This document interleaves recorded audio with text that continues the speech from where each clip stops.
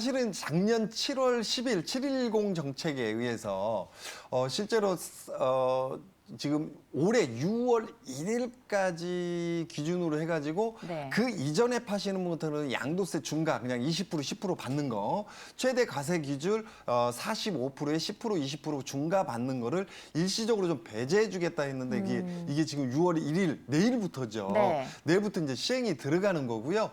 여기에 또 맞춰서 6천만 원 이하, 그다음에 30만 원 이하의 전월세 시장을 의무적으로 지금 신고 기간이 들어가는 이런 구조로 6월 1일부터 내일부터 이제 시행이 됩니다. 네. 그래서 지금 이런 구간들이 들어가다 보니까 이제 전월세 신고제라는 부분이 있기 때문에 네. 전월세가 올라가지 않겠느냐. 그래서 전월세 시장에 있으신 분들은 더더욱 집을 지금 좀 올라갈 수 있기 때문에 네. 사야지 않겠느냐 좀 고민하는 이런 부분이 있고요.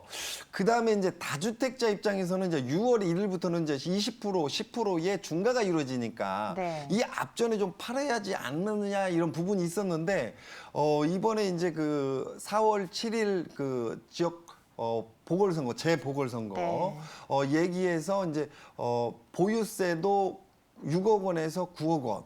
그 다음에 다주택자도 뭐 일부 양도세를 배제해 줄 수 있는 이런 구조. 그러니까 1가구 1주택자나 1가구 2주택자인데 어쩔 수 없이 2주택자 되신 분들, 네. 보유기간이 긴 부신 분들 이런 부분들을 이렇게 배제해 줄 수도 있을 것 같다는 이런 정책들이 조금 정책이 아니라 정책 논의가 좀 돼버렸죠. 네. 그러다 보니까 다주택자들이 이거 버티기만 하면 혹은 이거 누가 어떤 선거판에서 어떻게 되느냐에 따라서 정책이나 어떤 이 법안들이 좀 바뀔 수 있지 않을까 이런 기대가 있다 보니까 네. 다주택자들이 지금 못 놨던 이런 부분들이 있습니다. 네. 그래서 이 시장이 조금 혼재가 되다 보니까 원래는 다주택자들이 양도세 중과를 좀 피해서 시장에 좀 나오지 않겠느냐 했는데 그렇죠. 이게 좀 잠겨버린 이런 네, 상황이 맞아요. 있고요.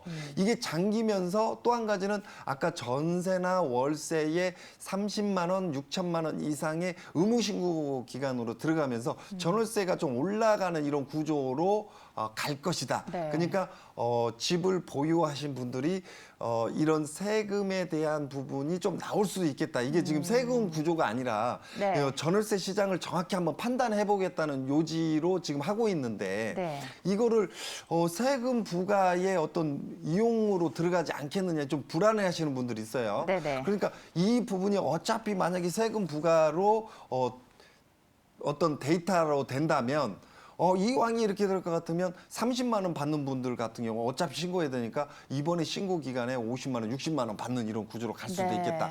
그러다 보니까 전월세에 사시는 분들은 전세나 월세에 계속 있는 것보다는 집을 지금 사야 되나? 이런 고민을 좀 그쵸. 하는 이런 구조도 있고요. 일례로 이런 경우가 있더라고요. 지금 다주택자 개념으로 규제를 한다고 하니 네. 중과를 받는다고 하니까 6월 1일 이전에 팔아야겠다.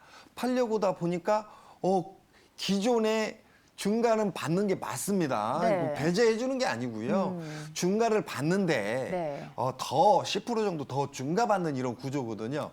그래서 팔려보다 보니까 중과 받네. 그러니까 이거를 팔 수는 없고 이렇게 보니까 자녀분한테 증여하면 좀 되겠다 싶어서 네. 증여를 하신 분들이 있어요. 맞아요. 일부분. 근데 이게 사들일 때 차익이 얼마 안 난 부분들이 있거든요. 그러니까 네. 예를 들자면 3억에 샀는데 지금 팔 때 보니까 산지가 얼마 안 돼서 팔 때 보니까 3억 5천 정도의 매도 금액이 안 나오는데 이거를 그러면 5천만 원에 대한 중과를 받더라도 세금이 얼마 안 되거든요. 네. 3억에 사서 3억 5천에 파는 거니까.